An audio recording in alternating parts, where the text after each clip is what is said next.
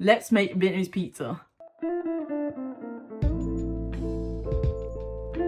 Let's get into this. Okay, so I'm cracking the egg first to prepare it and then giving it a good whisk before adding it to the rice paper.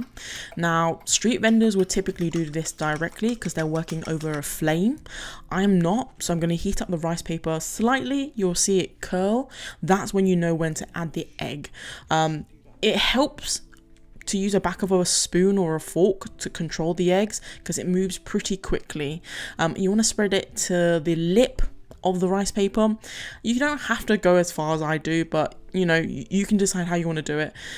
In the ideal world, you want basically like a crispy edge because that's the point of rice paper. Now the topping is really up to you. The traditional way of doing it is something like an onion, spring onion, a already cured meat, pork, sausage, or minced meat will do. Peanuts and coriander and spring onions. Those are the typical ingredients. You can swap these out for different things like any sort of minced meat, beef, pork, etc. But you want to make sure the ingredients, especially the meat ingredients, are already cooked previously because essentially you don't want to contaminate your pizza. This takes no more than 5 minutes to put together. It's super easy and super speedy, and it's one of those things that you can make into a snack. Like, I mean, this is not exactly lunch in the way we see lunch, but this is such a great way of just using up also old ingredients as well. Now the peanut to me is just a great addition to add texture because you find that the eggs kind of make the rice paper slightly soggy and crispy at the same time. Now, I would recommend constantly rotating this so that the rice paper cooks through and through. You'll know it cooks through is when it becomes slightly transparent, and that's when you know it's ready to eat. I have a question for you. Is this a pizza, a crepe, or a taco? Because it's kind of all three. It's crunchy. It's good. How pretty that is. All the colours of the rainbow. Is this my Nigella moment? Who knows, man?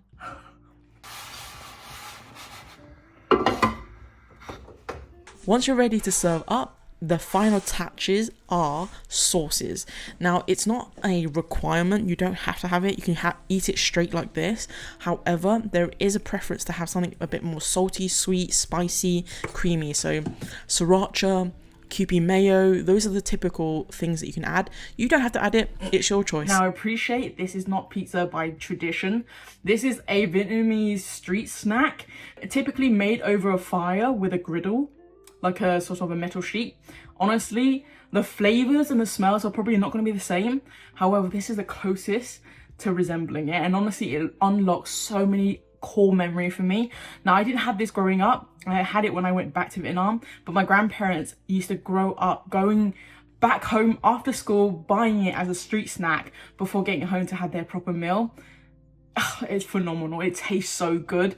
I can't explain it to you, but like, it's just one of those things that you just have to make. Now, this is such a quick and easy recipe. It takes like 5 minutes really to put together. It takes a little bit longer if you're preparing everything, but 5 minutes to cook it all, super easy. You can make loads, low calorie, low carbs if you're thinking about a healthy reason to have this. Obviously, you can take away the sauces that you don't think that you would want. And there's so many sort of flexibility toppings that you can add. You can do spinach, cheese, mushrooms, anything you want, peppers, whatever. But I think the ideal situation here is like a pizza. I'll let you guys decide whether it is or not, but you can add anything you want, including fruit. Let me know in the comments down below if you're willing to try it. Now, the best thing about this is the integrity. Nothing falls. I'm not even joking you.